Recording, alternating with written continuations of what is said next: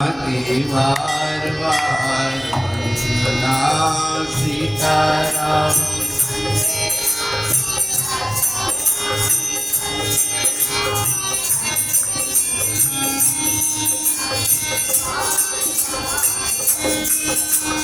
सीताराम वंदना राजा राम वंदना सीताराम।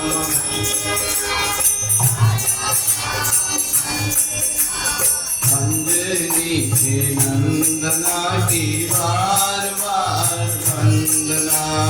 अंजनी के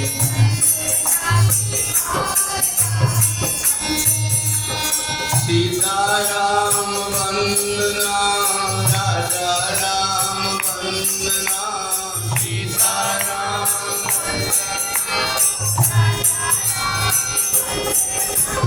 अंजनी के नंदना की बार बार वंदना।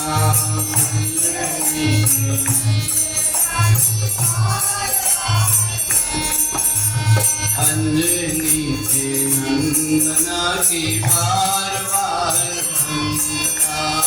अंजनी के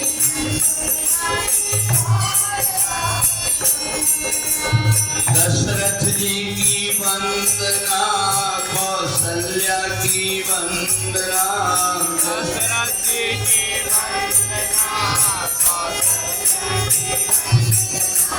कौशल्या के नंदना की बार बार वंदना। कौशल्या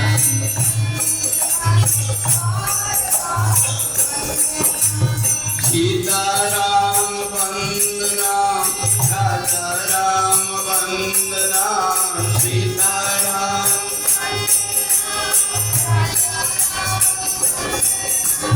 अंजनी के नंदना की बार बार वंदना। अंजनी के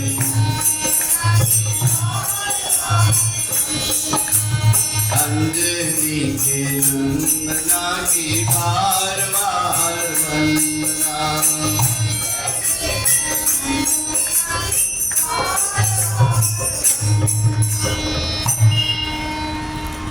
दशरथ पुत्र भगवान राम जी के प्राकट्य की कथा सुने। भगवान शंकर कहते हैं कि देवी ब्रह्म में ही एक ताकत है जो जन्म लेता भी है, प्रकट भी हो सकता है और अवतार भी ले सकता है। साधारण जो जीव है वो केवल जन्म ले सकता है, परंतु परमात्मा के अंदर ये शक्ति है कि वो प्रकट भी हो जाते हैं और अवतार भी ले लेते हैं।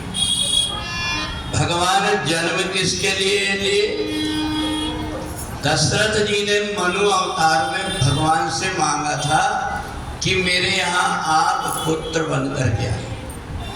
और पुत्र का वैसे तो अपन पुत्र किसी को भी मान लो, किसी को भी बेटा मान लो, किसी को भी बेटी मान लो, और नहीं है तो किसी को गोद ले लो।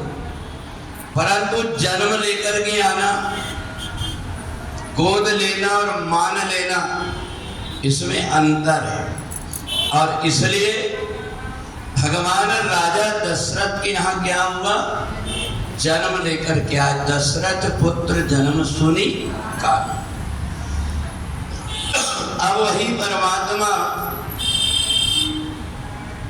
का जन्म तो हुआ, एक ही परिवार में हुआ, परंतु अंतर ये हो गया, भगवान कौशल्या के सामने जन्म नहीं लिए, भगवान कौशल्या के सामने प्रकट, बड़े प्रकट कृपाला दीन दयाला।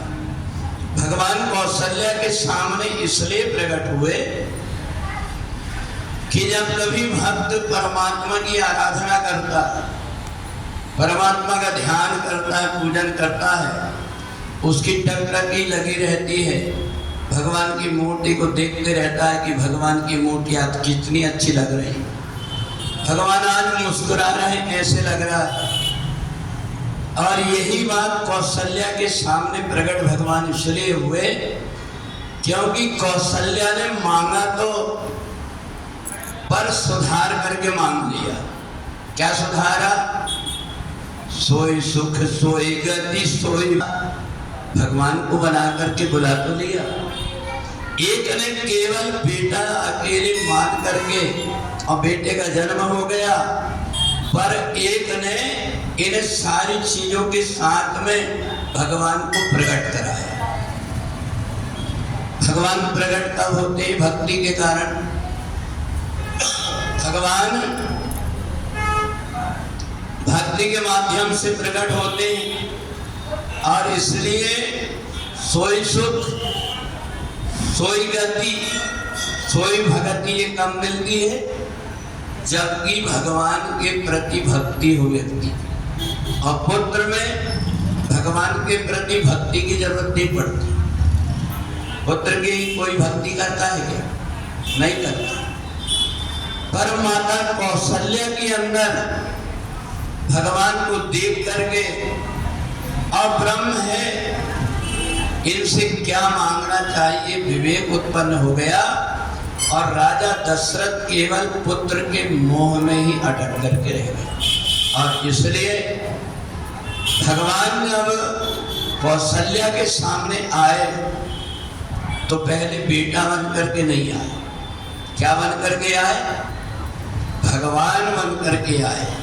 भगवान का रूप देखना, भय प्रकट कृपाला दीन दयाला कौशल्या हितकारी। और भगवान कैसे आए?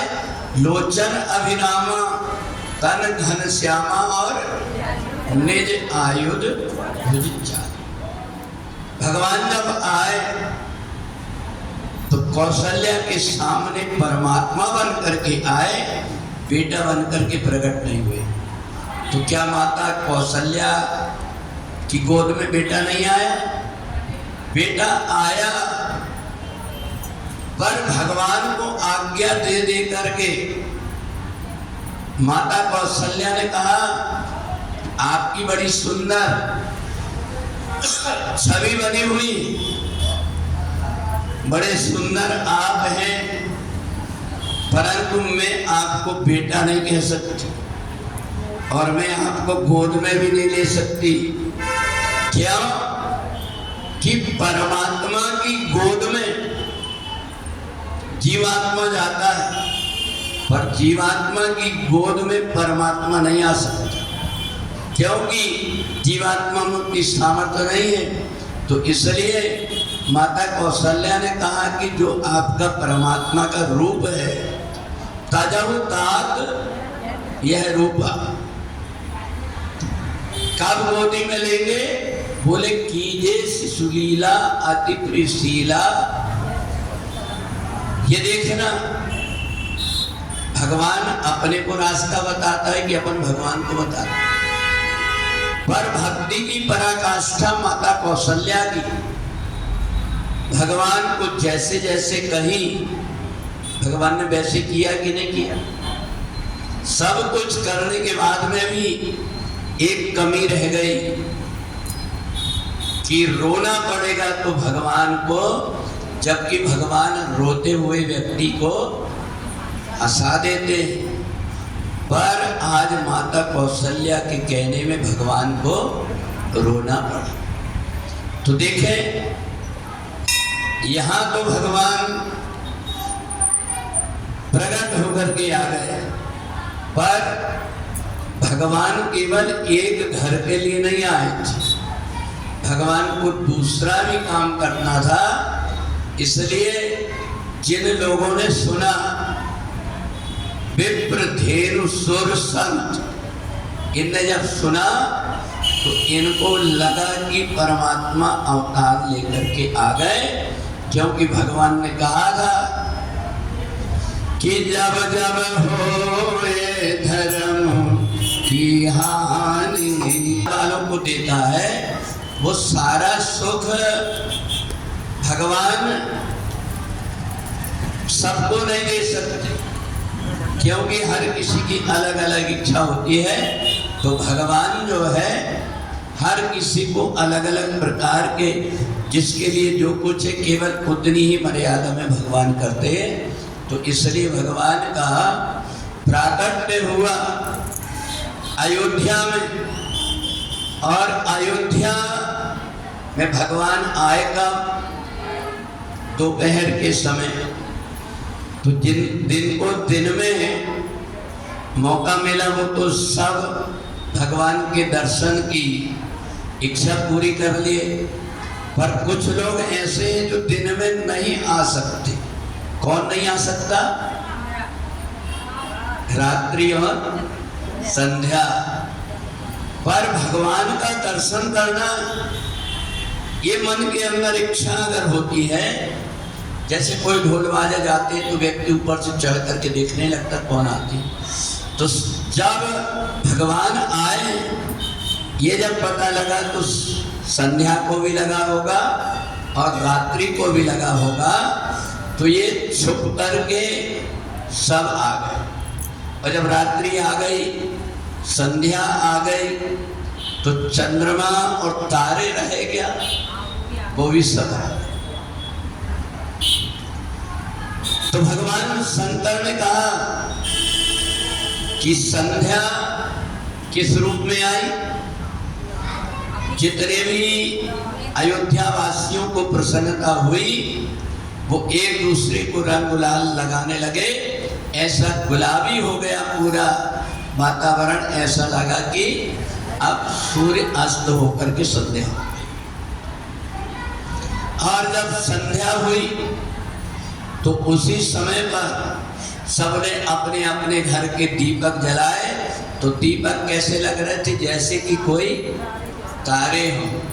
और राजा दशरथ के यहाँ एक बड़ा दीपक रखा था, वो ऐसा लगा जैसे चंद्रमा। और उस समय भगवान सूर्य ने जब देखा भगवान राम की सुंदरता को, तो सूर्य भगवान अपनी गति भूल गए। और कितने दिन तक? मास दिवस कर दिवस भाव, सबकी सब आए। तो चंद्रमा भगवान के चरण पकड़ लिया, बहुत दुखी हो गया। कहा आप आए सूर्यवंश? भगवान ने कहा हाँ। तो चंद्रमा ने कहा कि हमें सौभाग्य कब मिलेगा? भगवान ने कहा अगला जो जन्म लूंगा वो चंद्रवंश में। तो चंद्रमा ने कहा अगले जन्म की किसने देखा, इसलिए अभी की बताइए। तो भगवान ने कहा कि देखो, मैं अपना जब नाम रखूंगा तो नाम के साथ में, भले मैं सूर्यवंश में जन्म लिया, पर मेरे नाम के साथ में मैं तुम्हारा नाम जोड़ लूंगा। और भगवान राम जी का जब नामकरण संस्कार हुआ, गुरु जी ने जब नामकरण संस्कार किया, तो जो आनंद सिंधु सुख राशि,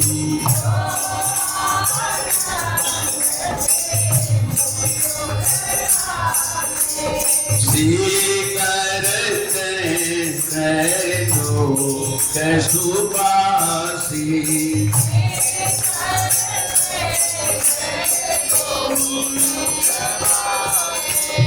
तो सुख धाम राम अस नामा,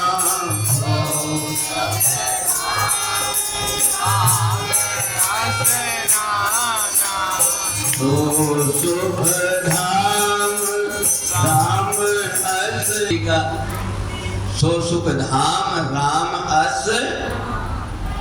बोले भगवान राम का नाम जो रखा, भगवान का नाम जो है सब सुख का धाम है, और इसलिए सो सुख धाम राम अस नामा। और दूसरा जब नाम रखे तो विश्व भरण पोषण कर जोई, ताकर नाम। अच्छा, विश्व भरण पोषण कौन करता है? तो ये जो भरत जी है, ये किसके अंश अवतार है? भगवान विष्णु के। इसलिए विश्व भरण पोषण कर जोई और ताकर नाम भरत असुर। अब इधर जाके सुमरन तेर कुनासा और नाम शत्रुघ्न। सब प्रकार से जिनके स्मरण करने से शत्रुओं का नाश हो जाता है उनका नाम रखा शत्रुघ्न। अब जब लक्ष्मण के नाम रखने की बात आई तो लक्ष्मण जी का नाम चौपाई में नहीं रखे। क्यों नहीं रखे? क्योंकि लक्ष्मण जी जो है शेष अवतार हैं, जो सारे संसार के आधार हैं, इसलिए लक्षण धाम राम प्रिय सकल जगत आधार गुरु वशिष्ठ ते राख्यो लक्ष्मण नाम होगा। ये चारों राजकुमारों के नामकरण जब संस्कार हुए, अयोध्या में जब आनंद हो रहा था तो ये आनंद की आवाज जब दूर दूर तक के गई, अयोध्या में जब भगवान का जन्मोत्सव हुआ, सारे नगरवासी प्रसन्न हुए, ये आवाज जब दूर दूर तक के गई तो उस समय भगवान शंकर ने आंख बंद करके देखा तो पता लगा कि जो मेरे इष्ट देव हैं, जिनको मैं हृदय में ध्यान करता हूं, आज क्यों ना चल करके इन नेत्रों से देखूं। पहले भगवान शंकर अपने इष्ट देव का ध्यान कहाँ करते हैं? हृदय में। और अब भगवान शंकर के मन में आया कि मैं अपने राम जी को जाकर के और अपने नेत्र से देखूं। भगवान शंकर प्रेम में इतने विभल हो गए कि किसी से कुछ बोल नहीं पाए। और भगवान शंकर चल करके अयोध्या में जब आए तो देखा कि सरयू नदी के किनारे कागभूषण जी बैठे हुए हैं। अब कागभूषण जी ये सोच रहे हैं कि अयोध्या में प्रवेश कैसे करें।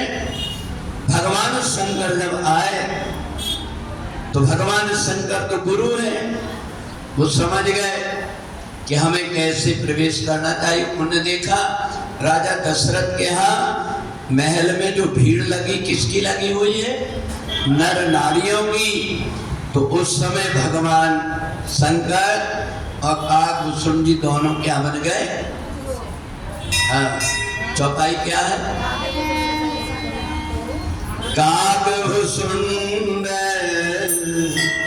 संग अपन मनुष्य तो बन गए, पर ये बताइए कि अगर कोई अपना नाम पूछेगा तो नाम क्या बताएंगे? भगवान शंकर ने कहा हाँ, अब मनुष्य बन गए तो नाम तो रखना पड़ेगा। और दोनों ने अपना नाम रख लिया। एक ने अपना नाम रख लिया परमानंद और एक ने अपना नाम रख लिया प्रेम सुख। और चौपाई में भी यही आया, ये परमानंद प्रेम सुख भूले, दिन मेरा ही मगन मन हो। हो गया परमानंद और प्रेम सुख, दोनों के नाम हो गए। अब भगवान शंकर को देख करके दासी ने पूछी, बाबा कहाँ से आए? काम कैलाश पर्वत से आए। तो दासी ने कहा कुछ हाथ वाथ देखना जानते? शंकर जी ने कहा यही काम है हमारा, हाथ देखते हैं। अब तो दासी ने जाकर के महारानी कौशल्या से बताया कि अवध आज आदमी एक आयो, बड़ा विचित्र आदमी आया, बड़ी बड़ी जटाएं हैं, बड़ी बड़ी दाढ़ी है और बाघंबर पहना हुआ है, बड़ा विचित्र प्रकार का। और उनके साथ में एक शिष्य भी है। माता कौशल्या ने कहा कि वो ऐसे बहुत से बाबा आते रहते, काय के लिए आए? बोले वो ज्योतिषी है, हाथ की रेखा देख करके सब बता देते। अब यहाँ माता कौशल्या ने भगवान शंकर को जब बुलाया तो राम जी ने जैसे भगवान भोलेनाथ को देखा, दोनों एक दूसरे को देख करके और और अभिवादन करते हैं। मैया कौशल्या समझ नहीं पाई। भगवान राम ने जैसे ही देखा कि भगवान भोलेनाथ मेरे सुंदर से छोटे रूप को अपने हृदय में छिपा करके रखा है, अब वही भगवान इधर और उधर हृदय के अंदर भी है और माता कौशल्या की गोद में भी। माता कौशल्या ने कहा, मेरे राम जी के हाथ देख करके बता बाबा कि इनका भविष्य कैसे रहेगा। भगवान शंकर ने कहा, देख मैया, मेरे को पता है तुम क्या पूछना चाहते हो। तुम ये पूछना चाहती हो ना इनकी शादी विवाह का। बोले इनका शादी विवाह का एक बाबा जी आएंगे और इनको जब ले जाने की कहेंगे तो समझ जाना कि इनके विवाह का समय आ गया। तो कौशल्या जी ने कहा कि बाबा ये तो ठीक है, शादी हो जाएगी, पर ये बताओ कि मेरा बेटा राजा कब बनेगा। शंकर जी ने सोचा कि अगर मैं ये बता दूंगा कि मैया ये राजा बनने के लिए पैदा नहीं हुए हैं, इनको तो 14 वर्ष का वनवास होगा, तो माता कौशल्या अभी ही रो रो करके अधमरी हो जाएगी। भगवान शंकर ने कहा, देख मैया, तेरा लाला छोटा है अभी, उसके हाथ की रेखा अभी आगे बढ़ी नहीं है। अभी मैंने शादी ब्याह की बता दिया, अगली बार आऊंगा तो राजा कब बनेंगे ये बता दूंगा। भगवान शंकर और काकभूषण दोनों की दोनों माता कौशल्या दोनों को भेंट देती है और भगवान शंकर और काकभूषण जी दोनों सरयू नदी के किनारे आए और अब तो हाथ जोड़ करके काकभूषण जी ने कहा, बाबा अब आप जाइए, मैं अपने असली रूप में आता हूँ। और तुरंत काकभूषण जी कौआ बन गए। अब इधर कौआ बन करके और राजा दशरथ के महलों में जाकर के बैठ गए। इधर भगवान राम जब धीरे धीरे थोड़े बड़े हुए तो मैया ने बढ़िया से पैर में बजने वाली पायल पहना दिया। ठुमुक चलत रामचंद्र बाजत पैजनी। सुंदर श्रृंगार की माता कौशल्या बढ़िया से पीले रंग की झंगुलिया पहना दिया। पीत झंगुलिया, पहले भी झंगुलिया बनती रही हुई है ना। पीत झंगुलिया तन पहराई और जान पान विचरण। भगवान राम अम्मा चलने लगे। गैया मैया जब चलने लगे तो भगवान राम जैसे चलते हैं तो माता कौशल्या देख देख करके बड़ी प्रसन्न होती है। माता कौशल्या ने भगवान के आंख में सुंदर बारीक सा काजल लगा दिया, बढ़िया से लेकर के रामानंदित तिलक लगा दिया। मैया ने श्रृंगार करके और जैसे ही राम जी को आंगन में छोड़ा तो आंगन में राजा दशरथ के एक बड़ा सुंदर मणि का खंभा था। राम जी अम्मा चल करके गए और अम्मा चल करके वो खंभा पकड़ करके और भगवान राम खंभे को पकड़ करके खड़े हो गए। भगवान ने जैसे ही देखा कि मेरे जैसे एक बालक के खंभे में भी है, अब तो भगवान कभी मुंह लगाने लगे, कभी जीभ निकाल करके चाटने लगे। जब वो बालक भी वैसे करने लगा तो देख देख करके भगवान नाचने लगे। रूप राशि नभ अजर बिहारी होकर के और खम्बे को देख देख करके अपना खुद का चेहरा और देख देख करके राम जी नाचने लगे। अब राम जी ने देखा कि अब तो भूख लग रही, क्या करें, और मैया के पास जाना है। और मैया जब देखा कि अंदर घर के महल के अंदर है, अब महल की सीढ़ी थोड़ी ऊंची नीची थी। भगवान ने सोचा कि मैया के पास पहुंचे कैसे। तो भगवान सीढ़ी से जब नीचे उतरने की कोशिश करते हैं तो जैसे ही हाथ दूसरी सीढ़ी में रखे, 4 अंगुल नीचे रह गई सीढ़ी, भगवान का हाथ नहीं टूटा। भगवान ने अपने चरण बढ़ाए और चरण जैसे दूसरी सीढ़ी में रखने लगे, वो भी 2 अंगुल छोटे रह गए। अब राम जी लेट गए आड़े और एक हाथ और एक पैर जैसे ही दूसरी सीढ़ी में रखने को हुए, अब तो 1 अंगुल कम रह गए और भगवान लेटे हुए हैं। आधा शरीर नीचे लटका हुआ है और आधे ऊपर। अब ना तो राम जी उठ पा रहे हैं और ना बैठ पा रहे हैं, ना खड़े हो पा रहे हैं। क्या करें? तो राम जी ने जोर से रोना शुरू कर दिया। जैसे रोना शुरू किया, भगवान शंकर पार्वती जी को कहते हैं, देखो देवी, ये परमात्मा की लीला देखो। कौन पावे आको पार, प्रेम नदिया की सदा उल्टी बहे धार। बता रहे भगवान, अब तो रो करके मचल गए और जैसे मचले तो माता पार्वती देख करके भगवान को की बाल लीला को बड़ी प्रसन्न। भगवान शंकर ने कहा, देखो देवी, एक अनमेल बात बताएं। पार्वती का अनमेल बात? बोले हाँ, सुनो मैं सुनाऊं एक बात अनमेल। अनमेल बात इसलिए, भगवान कैसे हैं? बोले निर्गुण निराकार हैं, पर वही निर्गुण निराकार परमात्मा अयोध्या में सगुण रूप धारण करके कहाँ खेल रहा है? दशरथ और कौशल्या के आंगन में खेल रहा है।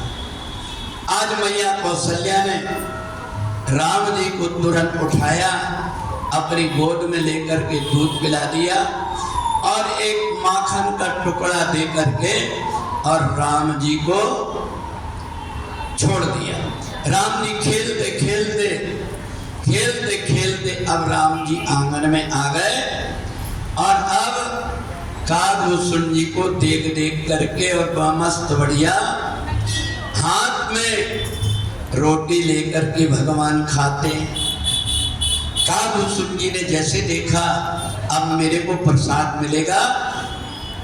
राजा दशरथ के महल में ऊपर बैठे हुए थे कागभूषण जी, नीचे उतर करके आ गए और नीचे आकर के राम जी के पीछे पीछे चलने लगे। राम जी ने देखा कि कागभूषण जी को सताना चाहिए और इसलिए जो कुछ भी जूठन गिरे तो क्या करते थे? खुद उठा करके खा जाए करते थे। और जैसे खुद उठा करके जूठन खा जाए तो कागभूषण को गुस्सा आ गई कि देखो, एक तुम मेरे को पुआ दिखाते खिलाने के लिए, मैं पास में जाता हूँ, पीछे छिपा करके किलकारी मार करके भाग जाते हैं, और मैं जूठन उठा करके खाना चाहता हूँ तो ये जूठन भी उठा उठा करके खा जाते हैं। अब इधर कागभूषण जी सोचने लगे कि अब क्या करना चाहिए। कागभूषण जी ने सोचा कि शायद इनके पास में जाता हूँ और जाकर के देखता हूँ, शायद इनका मन बदल जाए और मेरे को कुछ दे दे। तो भगवान राम क्या करते हैं, कागभूषण जी जब आते हैं तो हाथ में जो रोटी रहती है उसको पीछे छिपा लेते हैं और हंसने लगते हैं। आवत निकट हंसहि प्रभु। तो जैसे ही पास में आते हैं तो रोटी को पीछे हाथ करके छिपा लिए और हंसने लगे। कागभूषण ने कहा, ये तो फिर मेरे को देना नहीं चाहते। तो कागभूषण जी उड़ करके और फिर दूर चले जाते। आवत निकट हंसहि प्रभु, तो भाजत रुदन कराय। जब दूर जाके भाग जाते कागभूषण जी कौआ, तो क्या करते हैं राम जी करके रोने लगते। तो कागभूषण जी ने जैसे रोते देखा तो फिर से पास में जाए तो रोना होना काहे को, वो तो केवल नाटक कर रहे थे। तो तो जैसे ही काकभूषण जी पास में जाए, फिर से रोटी का टुकड़ा छिपा ले और रोटी का टुकड़ा छिपा करके और इधर भगवान काकभूषण जी के साथ में लीला कर रहे हैं। ये दोहा को पूरा करो। आवत पर आए, पीछे लौट करके देख रहे कि मेरे पीछे आ रहा है। भगवान किलकारी मार करके हंसते हंसते दूर चले जाए। अब तो काकभूषण को आ गई गुस्सा। काकभूषण ने कहा तुम्हें रूठना नहीं जानते, रूठना हम भी जानते। और काकभूषण ने राम जी की देख रहे थे, राम जी, और उनके देखते ही और रूठ करके भागने की कोशिश की। अब जैसे रूठ करके भागने लगे काकभूषण जी, तो राम जी कौआ को पकड़ने के लिए हाथ ऐसा करते हैं, पर जब कौआ नहीं आया तो राम जी पकड़ने के लिए हाथ बढ़ाए। और जैसे ही हाथ बढ़ाए तो काकभूषण ने उड़ना शुरू कर दिया। अब काकभूषण जी जब उड़ने लगे, भो भुआ स्वाहा जना तपा महा, ये सातों लोगों में ऊपर उड़ करके पहुंच गए काकभूषण। पीछे लौट करके देखे तो राम जी का हाथ, और राम जी चले आ रहे हैं किलकारी मारते। और अंतर कितना है दोनों के बीच में? 2 अंगुल का अंतर। अब तो काकभूषण इधर उधर सब तरफ भागे, एक एक ब्रह्मांड में रहे बरसत। अब यहाँ काकभूषण जी सब तरफ भागे, जब कहीं पार नहीं लगा तो काकभूषण जी क्या हुआ कि फिर से मूर्छित होकर के और नीचे जो गिरे अयोध्या के आंगन में। तो राम जी ने देखा कि आखिर आए ना तुम। तो काकभूषण जैसे ही आंख खोलता है जरा सी, तो राम जी ने मुस्कुराए, और मुस्कुराते ही काकभूषण जी कहाँ चले गए? राम जी के पेट में चले गए। उधर मांझ सुन अंडज राया, देखे बहु ब्रह्मांड दिखाया।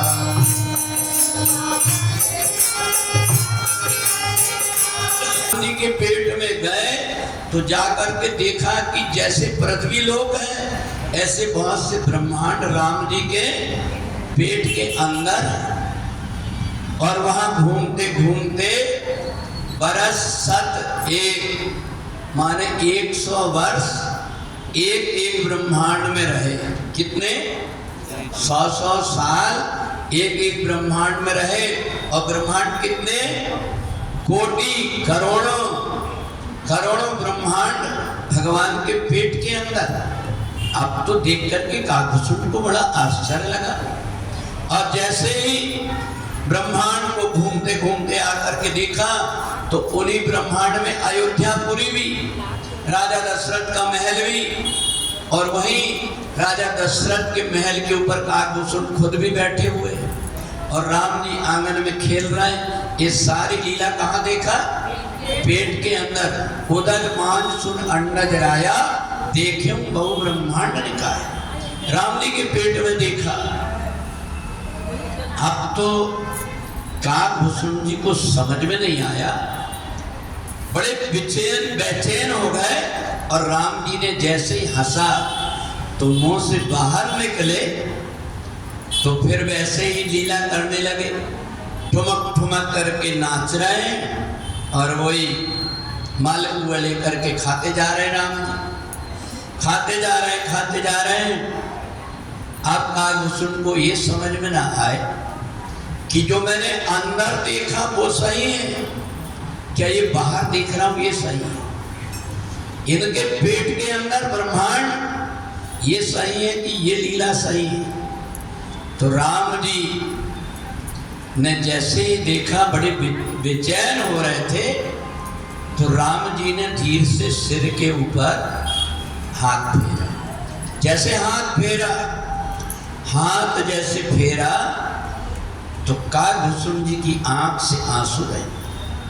राम जी ने कहा, जाओ काकभूषण, मैं तुम्हें वरदान देता हूं अब मेरी माया तुमको कभी व्यापेगी नहीं, और जहां जिस स्थान में तुम रहोगे 100 योजन तक कोई भी अविद्या वहां पहुंच नहीं पाएगी, और तुम जहां पर रहोगे वहां पर हमेशा परमानंद बना रहे।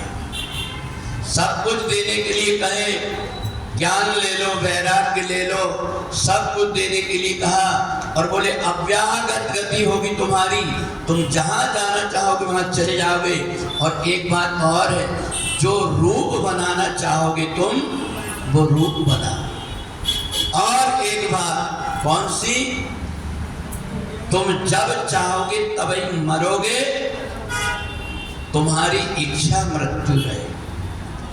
कालभूषण जी ने हाथ जोड़ करके कहा, प्रभु आपने सब कुछ तो देने की कहे, पर एक चीज देने की नहीं कहे। क्या? अपनी भक्ति देने की नहीं कहे। भगवान राम ने कहा कि तुम्हें मेरी अविरल भक्ति प्राप्त होगी। अब तो कालभूषण जी बड़े प्रसन्न हो गए। हम राम जी के राम जी कथा को सुनाता नहीं, केवल कहाँ तक सुनाते हैं? भगवान के राज तिलक तक की ही कथा आपको कहीं भी आप जाएं तो वहीं सुनने को मिलेगी, ये कथा सुनने को मिलेगी। भगवान शंकर से पार्वती ने पूछा, बोले बाबा एक बात पूछे? बोले पूछो। बोले मेरे से ज्यादा तुमको कौवा प्यारा क्यों? भगवान शंकर ने कहा, देवी एक कालभूषण जी मेरे गुरु भी हैं। गुरु हैं? बोले हाँ। तो कहा आप तो स्वयं जगत के गुरु हैं? बोले नहीं देवी, ये मेरे गुरु हैं। जहां कहीं से भी कोई ज्ञान प्राप्त होता हो, जिससे लगता है कि इनकी शरणागति में हमारा उद्धार हो सकता है, उनके पास रह करके उनकी ज्ञान की शिक्षा ग्रहण करना चाहिए। ये जरूरी नहीं है कि गुरु केवल कान फूकने वाला होता है। दत्तात्रेय जी ने कितने गुरु किए थे? 24 गुरु किए थे। पार्वती ने कहा ये बताइए कि कालभूषण जी आपके गुरु कैसे? बोले मैं जो राम कथा तुम्हें सुनाता हूं ना, ये राम कथा मैंने इनसे ही सुना था। कालभूषण से? बोले हाँ। अब तो पार्वती के मन में बड़ी शंका हो गई। कहा तुम त्रिभुवन गुरु वेद बखान। वहां पर बैठ करके रोज राम जी की कथा करते थे।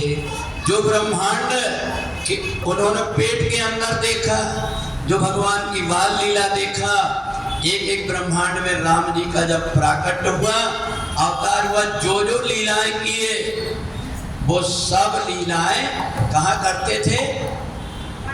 पड़ के झाड़ के नीचे। तो पार्वती ने कहा वहां सुनता कौन था? वहां पहाड़ में तो कोई आदमी रहते नहीं थे, वहां सुनता कौन था?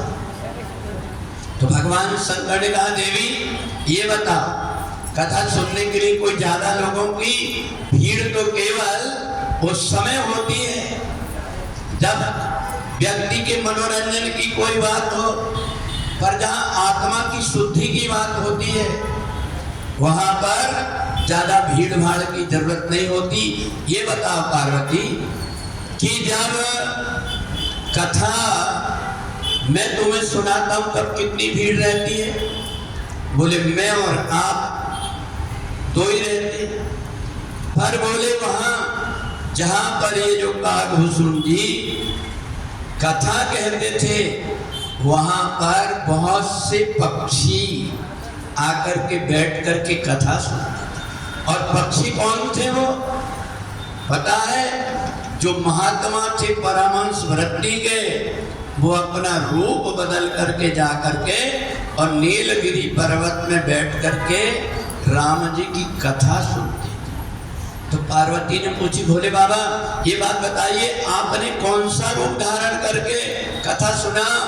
बोले मैं हंस बन करके तब कछुकाल मराल तन धरिता कीन निवास। मैं हंस बन करके वहां गया और जाकर के मैं जब कथा सुनने लगा काकुसुम जी जैसे कथा कहते उनकी आंख से आंसू बहने लगे। भगवान की कथा कहते कहते उनकी आंख से आंसू बहे और आंख बंद करके राम कथा सो कहीं ऊपर बैठ करके वृक्ष के नीचे कथा कह रहे हैं और सुन कौंगा भगवान शंकर हंस का रूप धारण करके और कथा को सुन रहे हैं। तो देखो राम जी की जो कथा है केवल मनोरंजन की कथा नहीं है, राम जी की कथा अपने मन को सुधारने की, साफ करने की कथा है। और इसलिए तब कछुकाल मरालतन भगवान शंकर ने कहा प्रथम दक्ष गृह का अवतारा और सती नाम तब रहा तुम्हारा। तुम सती अवतार में थी, तुम्हारा शरीर छूट गया था, तो मैं नीलगिरी पर्वत में जाकर के राम जी की कथा को सुनता था। तो जैसे भगवान शंकर ये नीलगिरी पर्वत में बैठ करके कथा को सुन रहे थे, तो वैसे ही तेरा भी मंगल हो जाए हनुमान की कथा है। सबको तो पता है, एक थे राम, एक था रावण, एक था छत्री, एक था वामन, बाने बाकी नारहरी, बाने बाकी नासकरी, इतनी सी है बातन्ना तुलसीदास लिखे।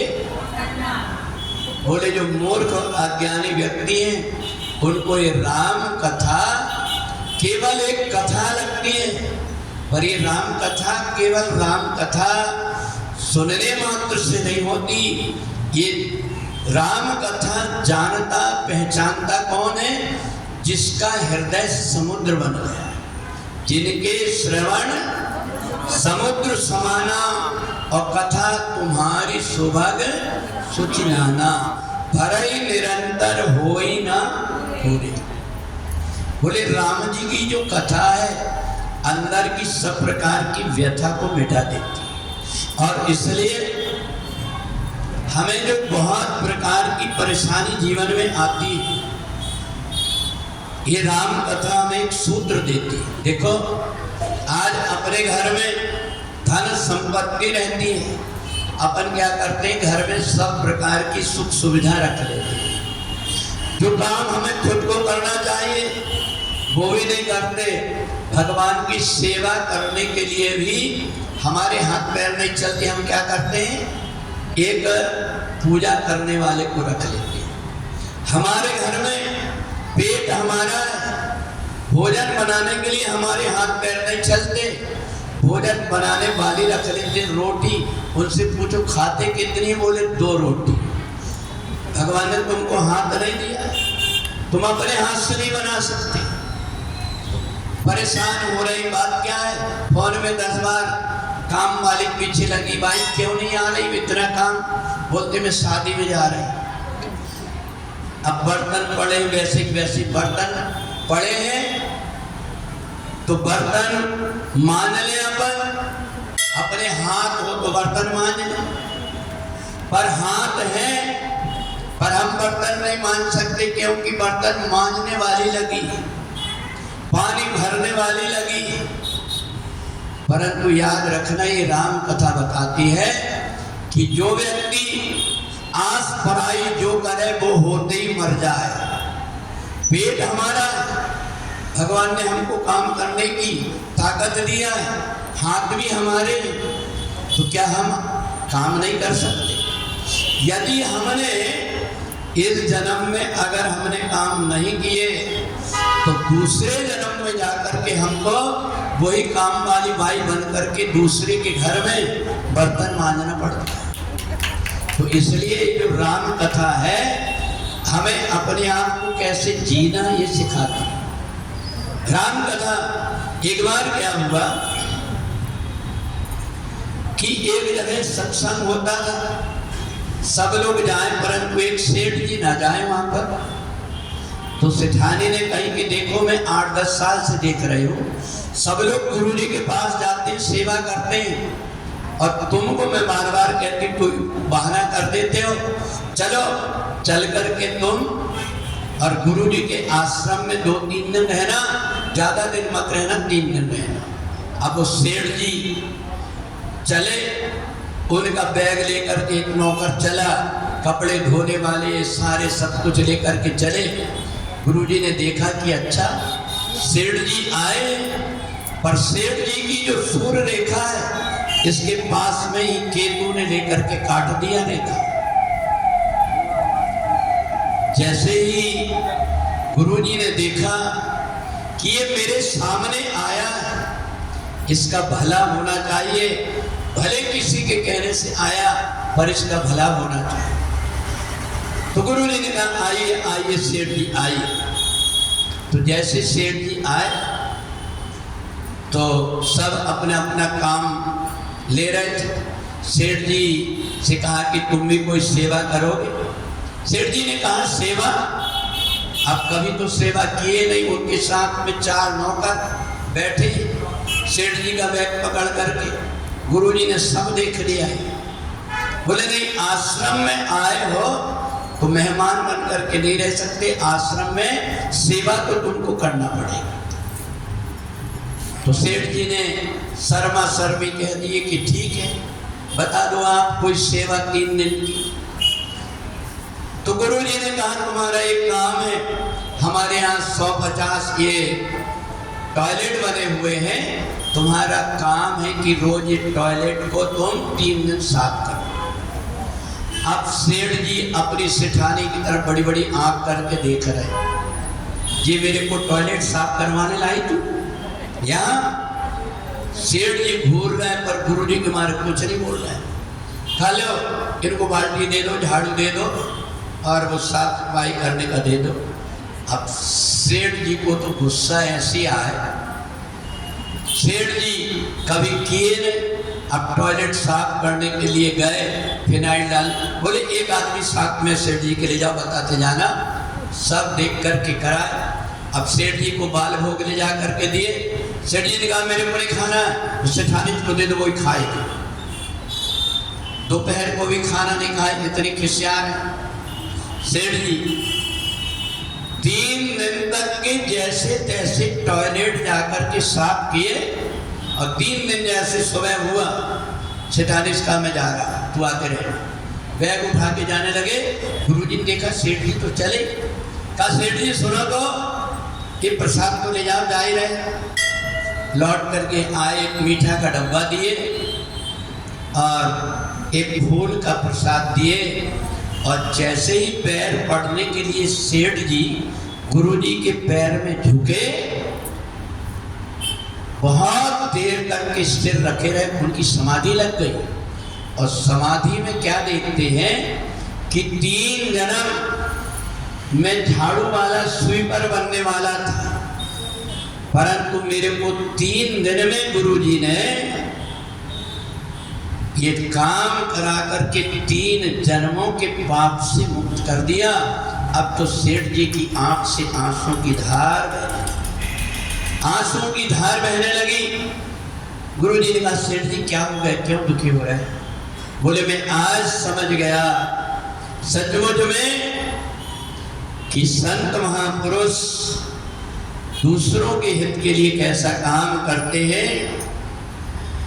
तेरी महिमा अपरंपार है, मेरे मन मंदिर के देवता, प्रभु सच्चा तेरा दरबार।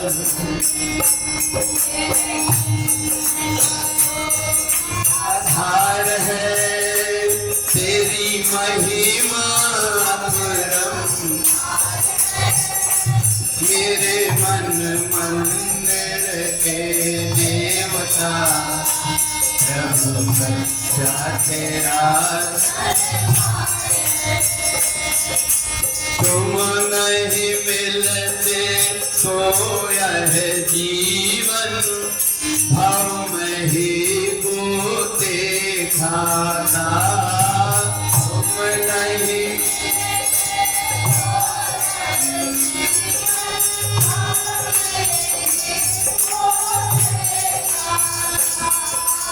कभी पशु बन कभी पक्षी बन कर आते और जाते रहता, मुझ पे तेरा बड़ा एहसान है, तेरी महिमा अपरम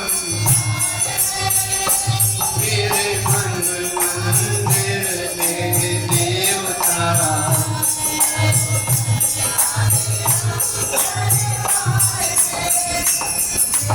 इस तन पर तो लगे हुए हैं 84 के 100 ताले, इस तन पे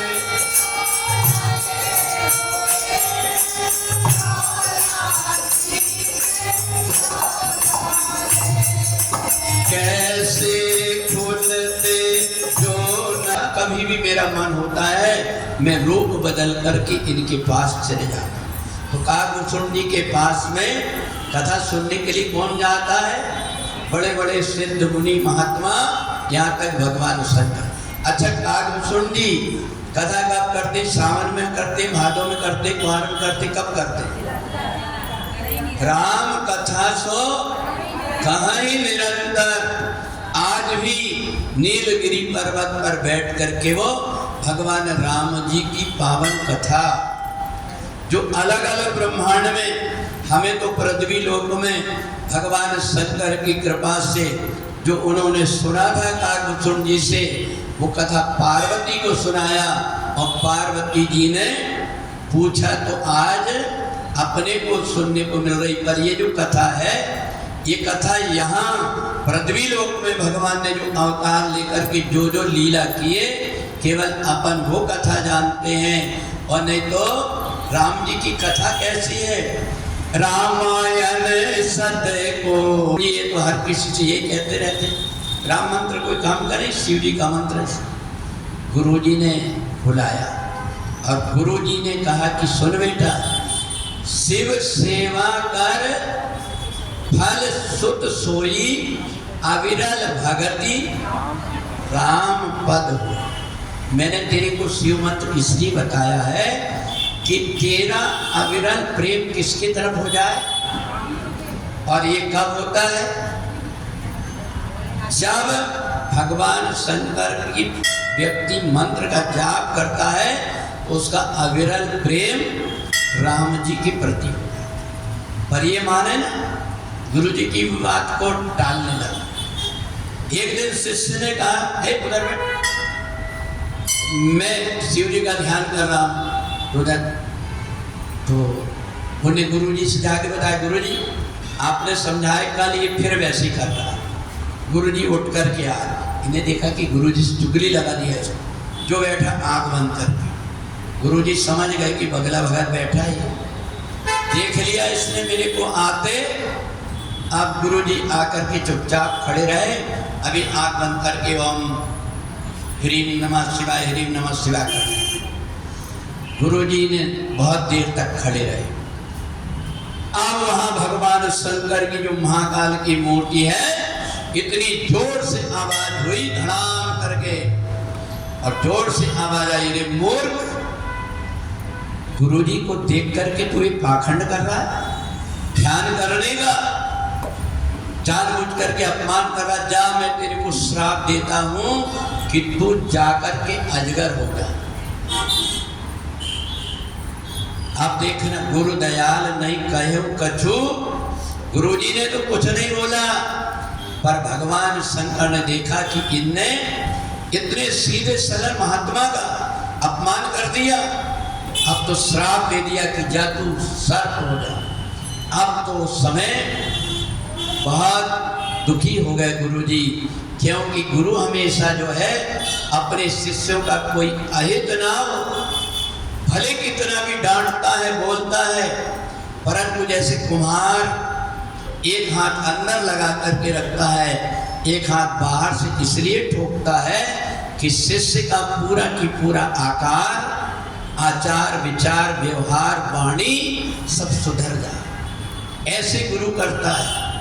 परंतु शंकर जी ने जब श्राप दे दिया तो गुरुजी बड़े दुखी हो गए और उनने फिर 4 लाइन अपन बोल करके देखेंगे कि क्या बोला था।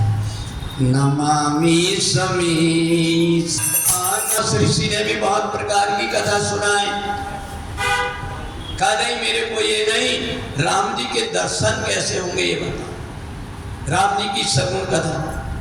लोमस ऋषि को गुस्सा आए, अति संघर्षण करे जो कोई, तो अनल प्रगट चंदन को भी बिना पानी के घेसो तो चिंगारी निकलने लगती। अच्छा रगड़ करे। लोमस ऋषि का चुपकट बार बार मुंह चलाता है। फिर कहने लगे परमात्मा तो निर्गुण निराकार है, हरि व्यापक सर्वत्र समाना, प्रेम से प्रकट होए में जाना। कहा नहीं गुरुजी मेरे को राम जी के दर्शन कैसे होंगे ये सुनो। अरे कहाँ करता जा, तू कौआ हो। जैसे श्राप दिए कि तू कौआ हो जा। अब ये तो सोचा कि चलो अभी तो पाँव जाना पड़ता था और अब उड़ करके जाऊंगा।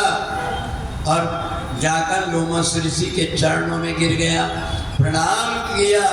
और जब जाने लगा तो लोमस ऋषि का हृदय भर आया। उन्हें लेकर के अपनी गोद में, कौआ जब बन गया तो गोद में ले लिए।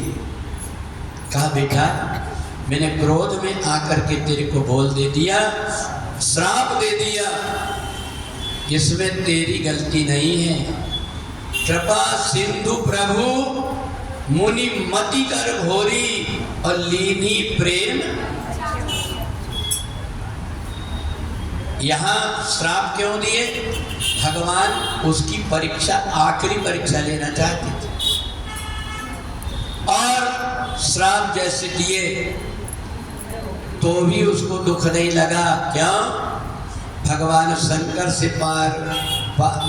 शंकर पार्वती से कहते हैं कि देवी कि जो महापुरुष होते हैं उनको किसी भी प्रकार का किसी से विरोध नहीं होता। दोहा क्या है? हाँ तो ऊपर की लाइन बाकी रह गया है। मैं तेरे को आशीर्वाद दे रहा हूँ, अव्याहत गति तू कहीं भी जा, भगवान की माया तेरे को कभी व्यापेगी नहीं। और राम जी के दर्शन करने के लिए जब जब राम मनुज तन धरहि, भगत हेतु लीला बहु करई, तब तब अवधपुरी जाऊं और बाल चरित। समझ में आ गया कि काकभूषण कौन है?